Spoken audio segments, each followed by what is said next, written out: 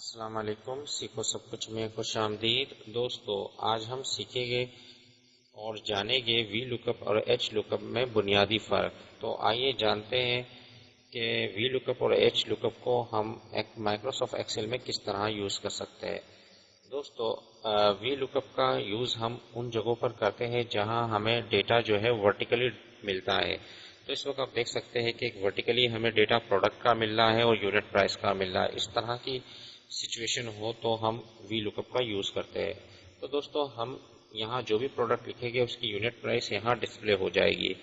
तो जो unit price gate होगी वो इस डेटा को देखकर होगी जो वर्टिकली अवेलेबल है। तो आइए इसको यूज़ कर देखते हैं। जैसे ही मैं इक्वल टू टाइप करता हूँ और वी लुकअप लिखता हूँ और वी एल लिखकर एल टैब की प्रेस करूँगा तो आपके पास यहाँ से पूछेगा लुकअप वैल्यू ये है प्रोडक्ट का सेल। जहाँ हमें कुछ भी टाइप करेंगे तो उसकी यूनिट प्राइस यहाँ डिस्प्ले हो जाएगी। उसके बाद आप कॉमा टाइप कर दीजिए। उसके बाद आपने टेबल एरे बताना है। जो हमारा डेटा है वो वर्टिकली अवेलेबल है तो वो पूरा डेटा हमने सेलेक्ट कर लिया।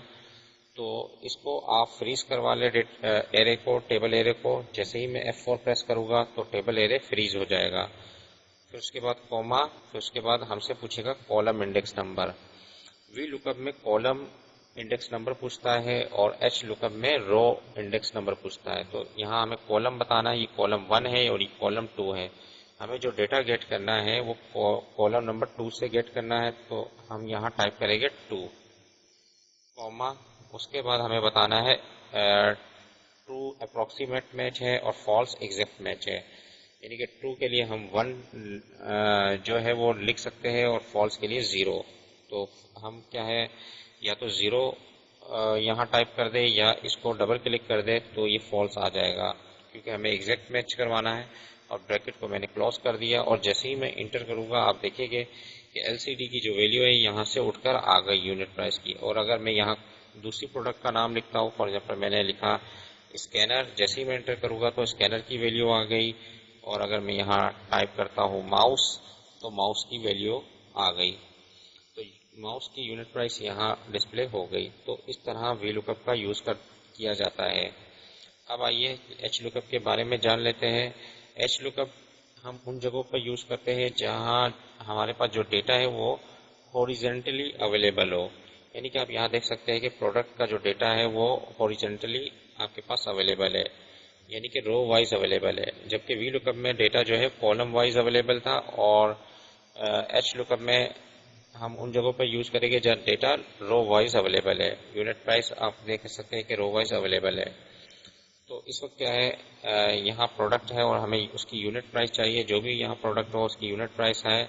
अब इस टेबल को देखते हुए हमें डेटा को गेट करना है। तो इसके लिए हम यहाँ वी लुकअप यूज नहीं कर सकते, हम एच लुकअप यूज करेंगे। तो जैसे ही मैंने इक्वल टू टाइप किया, एच लुकअप एच एल लिखकर जैसे ही आप टैब की प्रेस करेंगे तो यहाँ आपको लुकअप वैल्यू पूछेगा। लुकअप वैल्यू क्या है, ये प्रोडक्ट का सेल है। तो इसको मैंने सेलेक्ट कर दिया कॉमा। उसके बाद टेबल एरे बताना है तो टेबल एरे में आप पूरा टेबल सेलेक्ट कर लीजिए और उसको फ्रीज करवा लीजिए F4 प्रेस कर। जैसे ही मैं F4 प्रेस करूंगा तो ये फ्रीज हो जाएगा, ये अपनी जगह से हिलेगा नहीं। फिर इसके बाद कॉमा, उसके बाद आप देख रहे हैं कि रो इंडेक्स नंबर पूछ रहा है, यानी कि ये रो 1 है और ये रो 2 है। जबकि वी लुकअप में कॉलम इंडेक्स नंबर पूछता है, कॉलम 1 कॉलम 2। और यहाँ रो पूछ रहा है 1 रो और 2। तो हमें क्या बतानी है 2, क्योंकि हम दूसरी रो से डेटा गेट कर रहे हैं। तो 2 टाइप कर दिया कॉमा। उसके बाद आपने ट्रू अप्रोक्सीमेट मैच के लिए और फॉल्स एग्जैक्ट मैच के लिए हमें फॉल्स लेना है या 0। ट्रू के लिए 1 और फॉल्स के लिए 0 आप टाइप कर सकते हैं। तो यहाँ मैंने पहले फॉल्स लिया था जो कि एक ही बात है, या मैं अगर 0 ले लेता हूँ तो दोनों एक ही बात है। तो यहाँ हम 0 टाइप कर देते हैं और ब्रैकेट को मैंने क्लोज करा दिया। तो आप देखेंगे कि एलसीडी की वैल्यू आ गई। एलसीडी की वैल्यू क्या है, 8000 है। तो यहाँ मैं अगर कोई और प्रोडक्ट का नाम लिखता हूँ, मैंने लिखा मॉनिटर, तो मॉनिटर की वैल्यू गेट होकर आ गई। इस तरीके से मैं प्रिंटर लिखूंगा तो प्रिंटर की वैल्यू आ जाएगी। तो एच लुकअप और वी लुकअप को हम कहाँ यूज कर सकते हैं, आज हमने ये जाना। तो आप इसको अपने डेटा के लिहाज से यूज़ कर सकते हैं। अगर आपका डेटा जो है वर्टिकली अवेलेबल है तो आप VLOOKUP यूज़ करेंगे, आपका डेटा अगर हॉरिजॉन्टली अवेलेबल है तो आप HLOOKUP यूज़ करेंगे। तो दोस्तों उम्मीद है कि वीडियो आपको बहुत पसंद आई होगी।